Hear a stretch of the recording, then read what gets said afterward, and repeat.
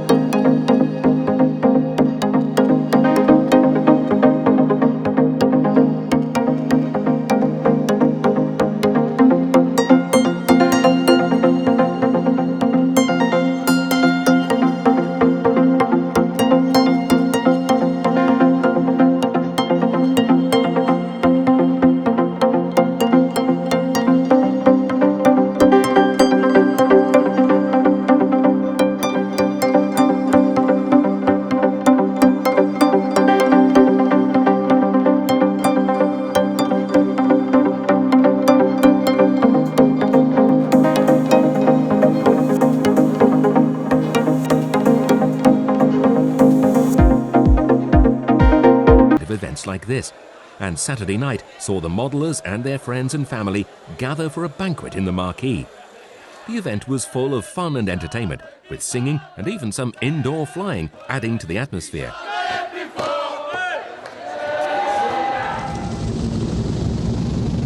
A stablemate of the DC-3 Dakota we saw earlier is this rare Junkers Ju-52, recently fully restored to flying condition using original parts throughout.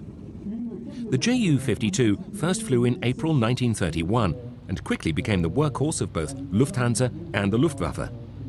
With 3 BMW engines of 725 horsepower each, the Ju-52 had a maximum speed of 171 miles per hour, a range of 800 miles, and a standard passenger carrying load of 17. Eventually, some 5,000 examples entered Luftwaffe's service, performing every imaginable mission from troop transport to mine laying on all fronts.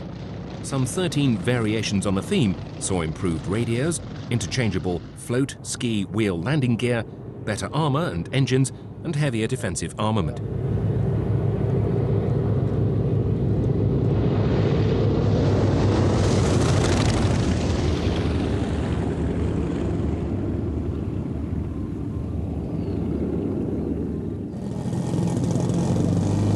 German sport aviation during the early 1930s was a deception. Its real aim was the circumvention of the Treaty of Versailles, while Germany built up the manpower and equipment necessary to once again become a world power. It was in this environment that one of the most legendary aerobatic airplanes ever built was born, the Booker Bu-133 Jungmeister. These two half-scale 3.3-meter span models of the type are by Raymond von den Benken and Ralph Jorg Muller to their own design and are powered by ZDZ 210cc engines.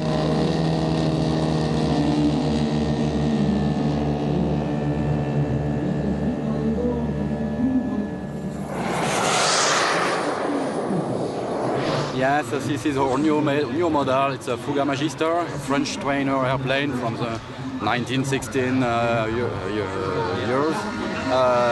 This model is fully composite, quarter scale.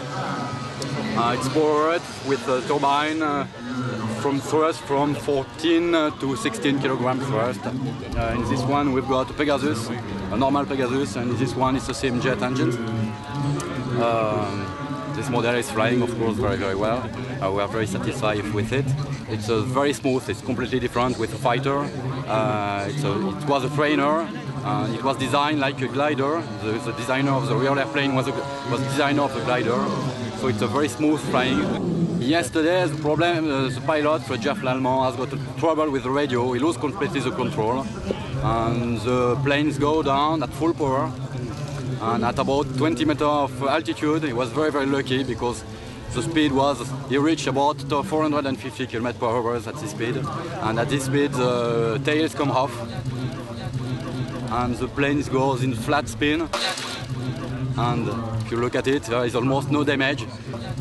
It's almost a miracle. Yeah, very lucky. Very lucky, yes.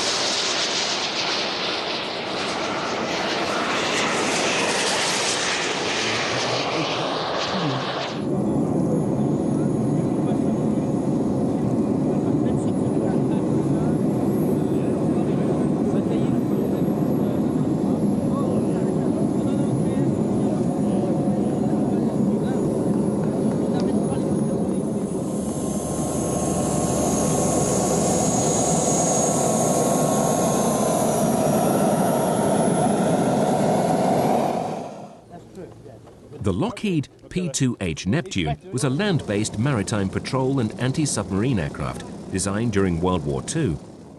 This beautiful 1/7 scale model of the type took 5 years to design and build by Britain's Robin Woodhead. It's powered by two 3W 70cc engines fitted with wooden Zinger propellers and has 28 servos and a big 14-volt 2-amp battery to run its complex systems. Unfortunately, undercarriage problems prevented a flight on this, its first appearance outside the UK. Henri Mercier's own design Quadri Cargo has a 4-meter span and is powered by 4 Titan 23cc engines, making it more than capable of carrying a piggyback glider up to altitude for release and independent flight.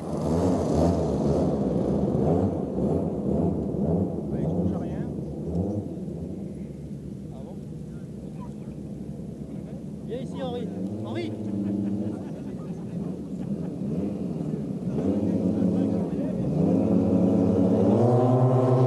The flight starts well, but things don't quite go to plan this time.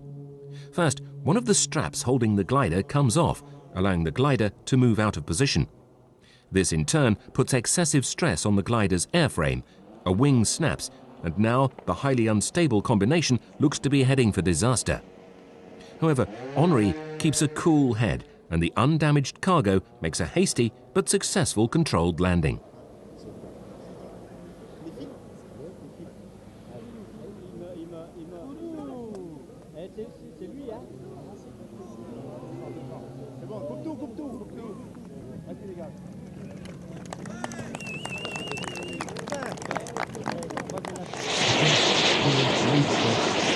Julien Losego of France built this 1.3-metre span model of the F-22 from the Christen diffusion kit. The model is powered by a JetCat P120 turbine and has made more than 100 flights since it first flew in 2001, and features a smoke system and a very impressive system for firing anti-missile flares.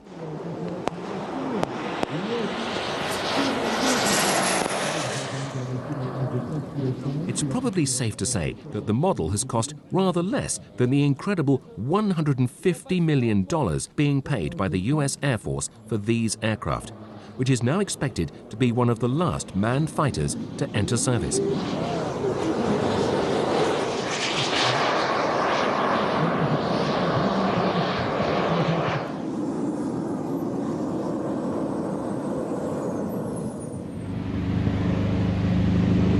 Another impromptu display now from a warbird of the Jean Salis Museum here at Cerny la Ferte.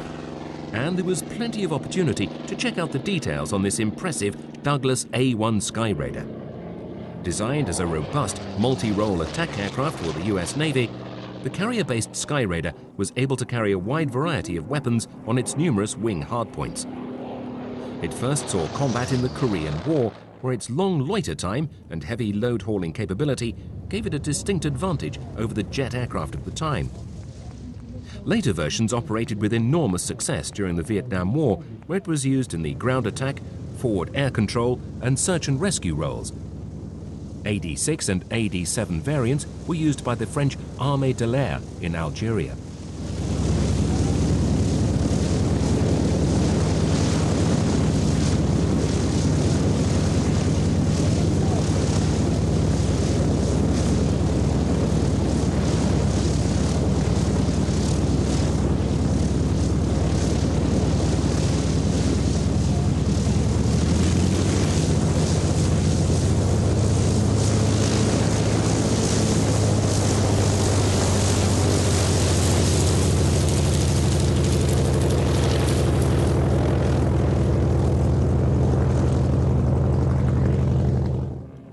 Another World War I fighter from Ian Turney White now, his fine Nieuport 28. It's a half-size model of the French Nieuport 28. Been flying it now for 6 years now. I think that was the last flight was its 168th flight. Model's powered by a Westlake target drone engine, flat twin 342cc. I think the model weighs about 122 pounds. It's built-up construction, sort of follows a full-size pattern, fiberglass cowl, just generally a bit bigger modelling, yeah. It's got the large multiplex jumbo servos in, and it's quite an interesting model to fly. The full size, they actually tinkered with it to make it unstable, and they succeeded.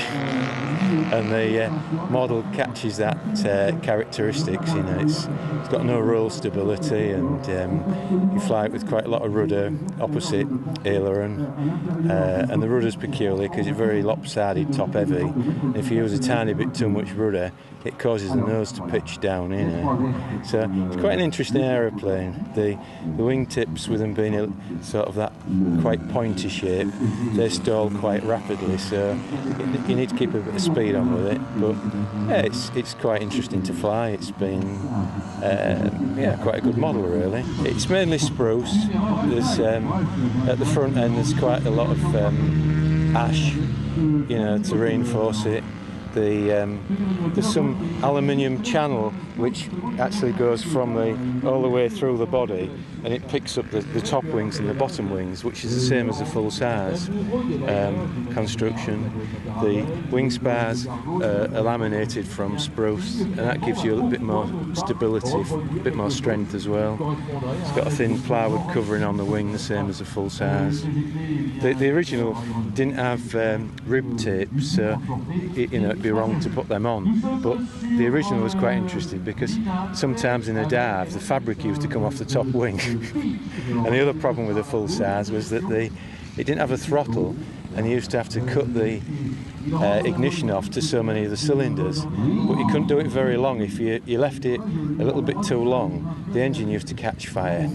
So it was quite an interesting aeroplane. I spoke to the chap who flew the original one that they restored at Sky Sport in Bedfordshire, and it was quite interesting because everything he sort of said about the full size, you could apply it to the model, and it was quite an interesting chat, that. He said he was always pleased to get it safely back on the ground. How many times have you been to La Ferte? I think this is about the 9th or 10th trip. We first came in 1989, and it's a very special place to fly.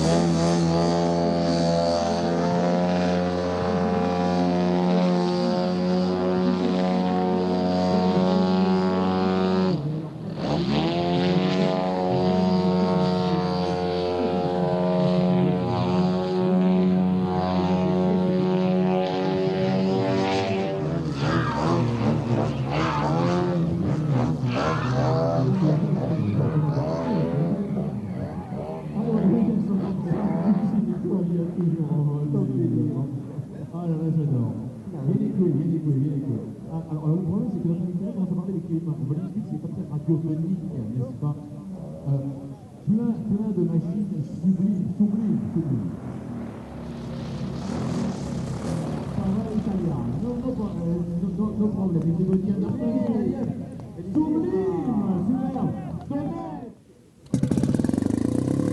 Air Feroce from Belgium brought along this 3.1-metre span model of the P-47 Thunderbolt.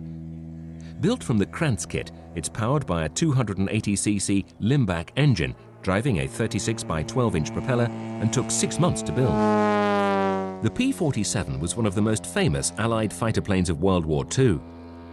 Although originally conceived as a lightweight interceptor, the P-47 developed as a heavyweight fighter and made its first flight on May 6, 1941. By the end of the war, more than 15,600 Thunderbolts had been built.